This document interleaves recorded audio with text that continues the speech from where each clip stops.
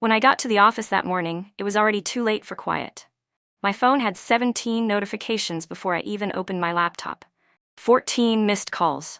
2 voicemails. 1 message from the family group chat that started with, "I hope you're happy. You've ruined everything." The building smelled like burnt coffee and printer toner, same as every Monday.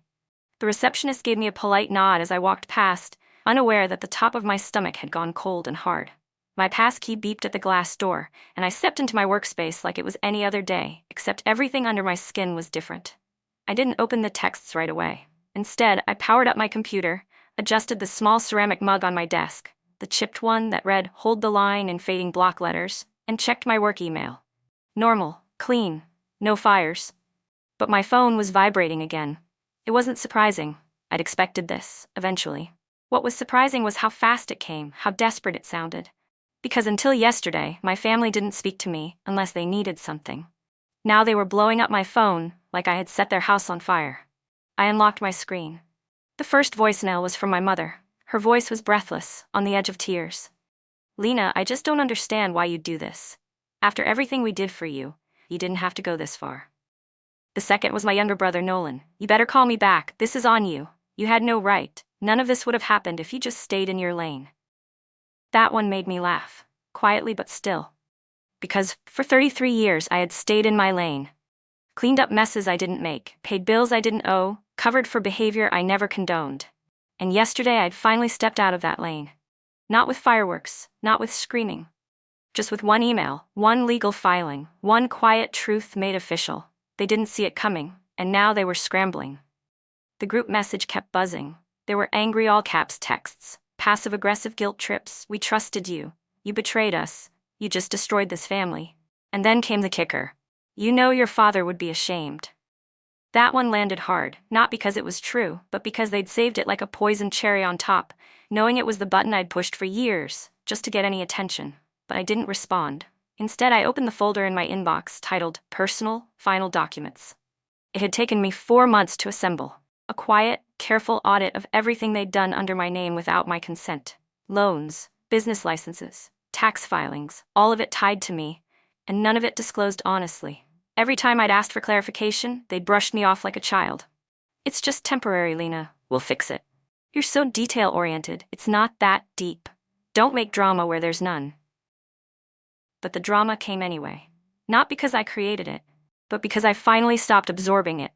Yesterday, I sent the file to the state auditor's office and formally withdrew my name from the LLC they had created using my credentials. I CC'd the family lawyer. I included documentation of unauthorized debt taken under my social security number. I added notes about the 2 forged documents, one notarized, one not. I didn't accuse, I didn't yell, I simply stated facts. Let them sit. And now, they were calling like the sky was falling. I got up from my desk and walked to the window. Below, traffic moved on schedule. People ordered lattes. A woman in bright blue heels was yelling into her headset about Q2 numbers. Life didn't stop just because mine shifted. That was the most peaceful part of it all. Realizing that the chaos my family always lived in wasn't the world's default. It was theirs. And I didn't have to be part of it anymore. When I returned to my desk, I muted the chat. Then I opened the last email I'd received before the storm began.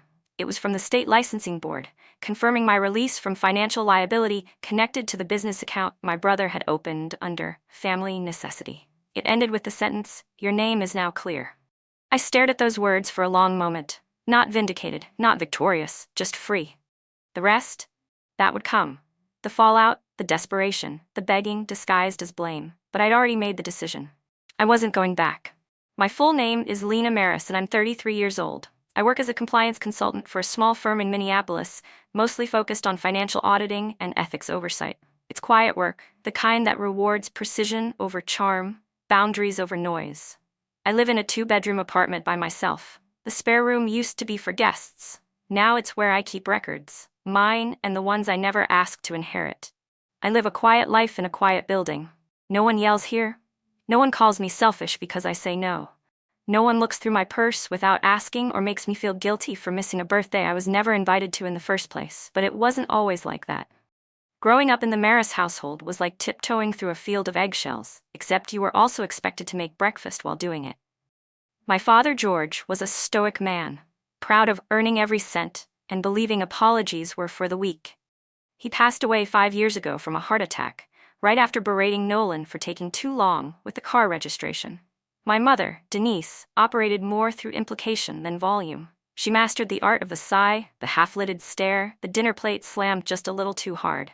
Love, when it came, was transactional. Obedience earned praise, deference earned peace. If I did everything right, I got a hug. If I asked why Nolan was never punished for crashing the car or skipping class, I got the cold shoulder for a week. Nolan was the golden child. Everyone knew it. He was impulsive, entitled, and somehow always the victim. When he flunked 2 semesters in college, Mom blamed the professors. When he totaled his second car, Dad said it was the brakes. When I got into grad school on a full ride, the congratulations lasted 5 minutes before shifting to how Nolan was still trying to find himself. The first time they asked to use my name for something small, I was 26. Nolan's credit was trashed, and he couldn't co-sign the lease for his business idea, some coffee truck meets music venue venture that changed names 4 times before the paperwork even hit the table. "You're the responsible one," Mom had said. "He just needs a chance. You wouldn't hold him back, would you?" I was too tired to argue, and stupidly, I still wanted to belong, so I signed.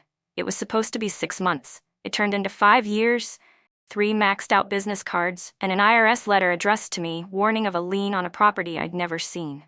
When I asked Nolan about it, he said, "Relax, it's not that deep." When I asked Mom why no one told me, she said, "We didn't want to stress you out." And still, I stayed. Because I'd always been the fixer. The translator. The one who smoothed things over after Nolan's tantrums or Dad's silences. The one who brought coffee to family dinners, who paid for Grandma's prescriptions without asking to be reimbursed. I was the utility character in their story, always helpful, never central. But slowly I started writing things down. Receipts, emails, texts. The folder started as a self-protection habit, then it became a lifeline, and eventually it turned into something sharper, especially after the lie about the bank account. 2 years ago, I found out, by accident, that Nolan had opened a business checking account using my credentials. Not co-signed, not with permission. Just full-on identity misuse, justified by, "Well, you never said I couldn't." The bank had flagged it for suspicious activity. They called me. When I confronted my family, they acted offended. Offended. My mother said, "It's not like he drained your savings." Nolan said, "Why are you so dramatic?" Aunt Claire chimed in with, "Families do things for each other." I said nothing, but something inside me split clean down the center. From then on, I began slowly backing away. I stopped attending family brunches. I changed my number and didn't update them. I started the process of removing myself from every financial and legal tie we shared. I didn't announce it. I didn't post about it. I just left quietly. That's what always confused them. I didn't make a scene. I just disappeared from the roles they'd cast me in. And they didn't realize how much depended on me until the balance shifted.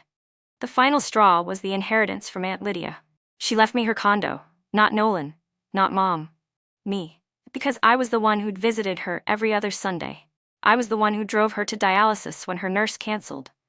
I was the one who remembered how she liked her tea and that she couldn't watch screens after 8 p.m. They were furious.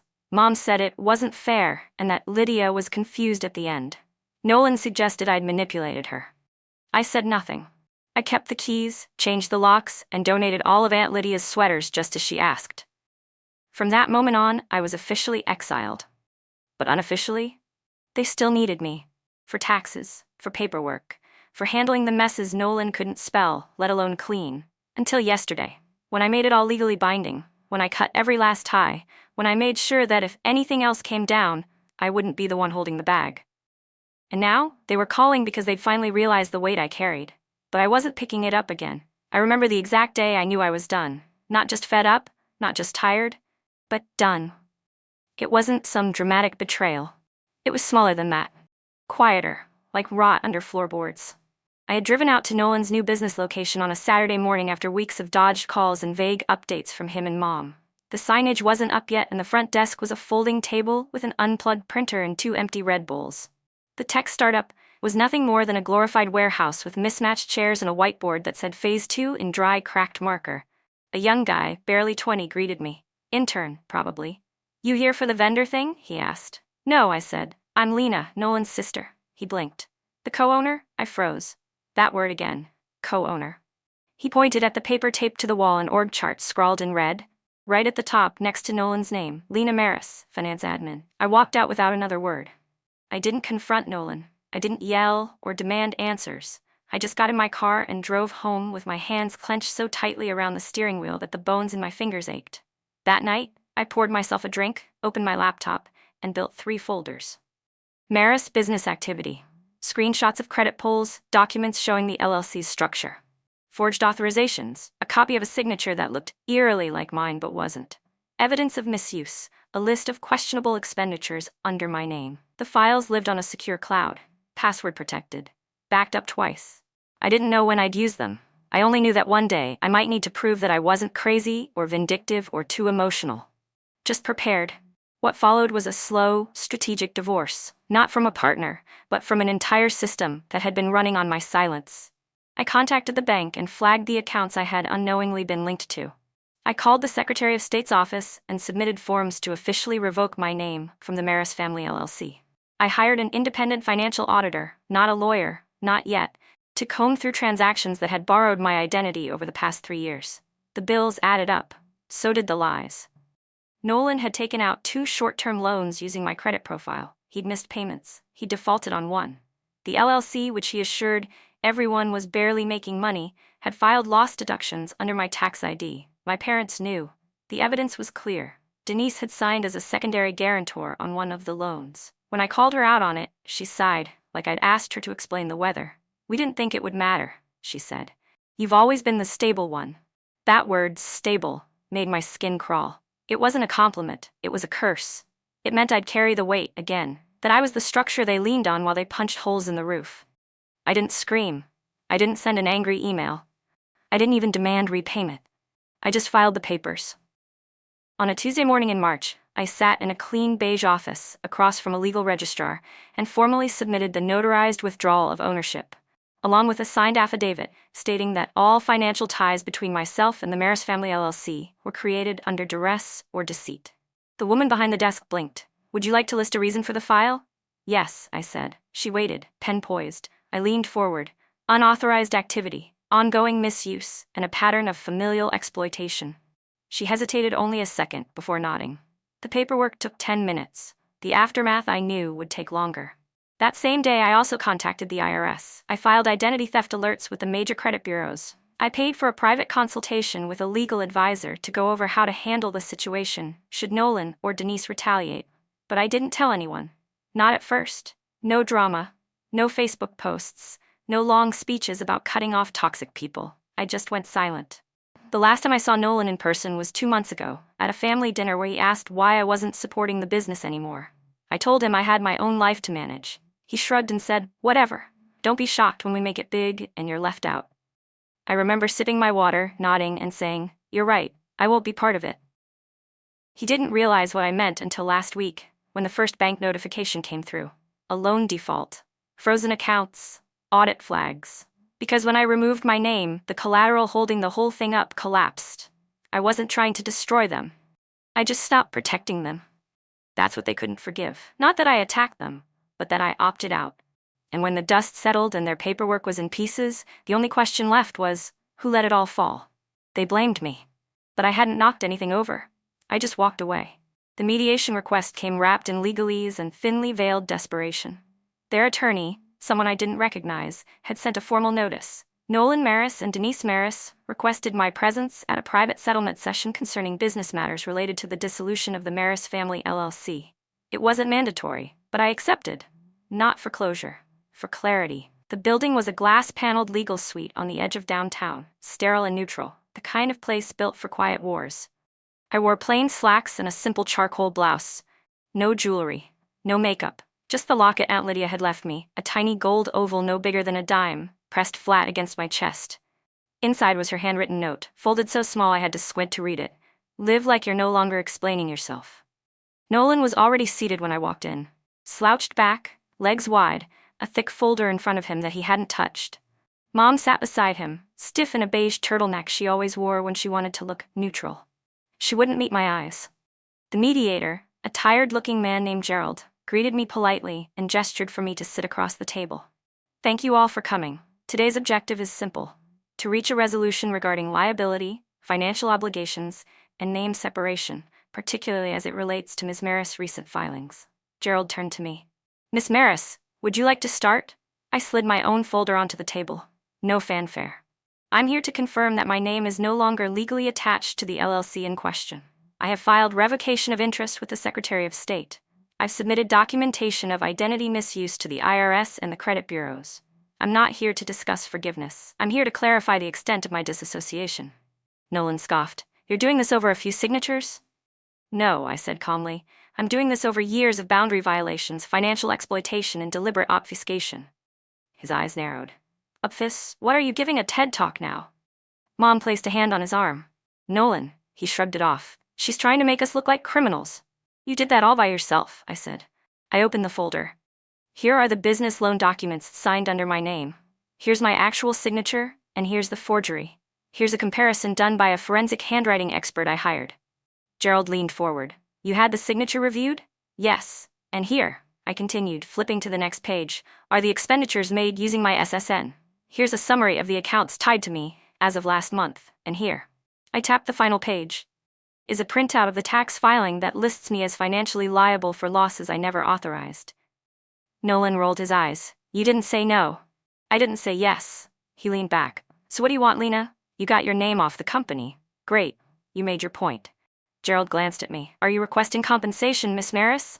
I paused. Took a breath. No. I'm not interested in being paid for damage I've already cleaned up. I've contacted my credit agency, I've filed my taxes independently, and I've closed every lingering tie. I'm not here to rebuild a bridge. I'm here to set the record straight. I turned to my mother. You co-signed those loans. You told the bank I was part of the decision-making team. Why? She swallowed. Her eyes flicked to Nolan. I thought it would be temporary, she said. We didn't think it would get this far. It got this far because no one stopped lying. The room went still. Gerald cleared his throat. Miss Maris, do you have any other outstanding requests? One, I said. A letter signed by both of them, acknowledging that I was not a participant in any financial decisions regarding the Maris Family LLC, and that I bear no legal or ethical responsibility for its debts. Gerald nodded. That's reasonable. Nolan made a disgusted sound. You're unbelievable. I've been called worse, I said. He shoved his chair back. I built that business. You built it using someone else's foundation. You just didn't think the ground would give. He stormed out. The door slammed behind him. Mom didn't move. She just sat there, hands clasped, lips tight. For the first time I saw her clearly, not as the mother I'd tried to please for decades, but as a woman who had chosen convenience over honesty again and again. I never wanted this, she said quietly. But you allowed it, I said. And now, like always, you want me to make the mess go away. Her voice cracked. He's my son. And I'm your daughter. Silence. I can sign the letter, she said at last. Thank you. I stood to leave. As I gathered my things, she said, almost too soft to hear, Will you come for Christmas? I paused, hand on the doorknob. Do you want me there, or do you want what I used to provide? She didn't answer, so I left. On the way home, I didn't feel triumph. I felt relief. The kind that comes not from winning, but from no longer playing a game designed to keep you small. The next morning, the calls started before sunrise. 3 from Nolan, 5 from Mom. 2 from an unknown number, probably the lawyer. 1 from Aunt Claire, who hadn't spoken to me since last Thanksgiving when I refused to pay for Nolan's catering emergency. 3 from a withheld number that only ever meant one thing: desperation disguised as privacy. I didn't answer. I watched the screen light up, dim, light up again. I sat in my kitchen, barefoot, coffee cooling beside me, the locket warm against my skin under an old college hoodie. I didn't flinch. I didn't block them. I just let it ring, like waves crashing on a shore I'd already left. I listened to the voicemails, later. Not to respond, just to understand what they'd built in their heads now that the scaffolding I used to provide was gone. Mom's voice was quieter this time, less righteous. Lena, I think we got carried away. It's been hard with your father gone. I thought I could manage things. I was wrong. I was just trying to help your brother stand on his own. We didn't mean for it to become this. Please call me. Nolan's first message was typical bluster. You think this makes you powerful? You're a coward. You ran instead of facing us. But the second voicemail cracked. I'm gonna lose the business. I already had to lay off 2 guys. You don't get it. If I lose this, I'm screwed. I'm begging you, please. There was a kind of silence after that. No more messages. Just the weight of all those calls, all that noise, echoing into the room around me. I didn't cry. Not because I wasn't sad, but because the part of me that used to break under guilt had already healed into scar. Instead, I opened the drawer next to the fridge and pulled out a plain envelope. Inside was the signed statement from the mediation. Official letterhead. Both names. Full acknowledgement. Lena Maris bears no financial or administrative responsibility for the Maris Family LLC, nor was she an active decision-maker in any company business. All liabilities and obligations fall solely to Nolan Maris and Denise Maris, as listed in the original operating agreement. It was the cleanest closure I would ever get from them. I slid it back into the drawer. That afternoon, I got a final call. Just one ring before voicemail picked up. It was my mother again. Her voice was trembling. "I don't know what to do anymore. I know we pushed you too far, but I don't know how to fix it. He's not okay. I'm not okay. We need you. I need you, please." She hung up before the minute mark. I sat with that for a long time, and then I did something I hadn't done in years. I wrote a letter. Not to punish, not to explain, but to speak clearly, without room for distortion. "Mom, I have spent most of my life trying to be the steady one, the fixer, the bridge. But bridges break when only one side carries the weight.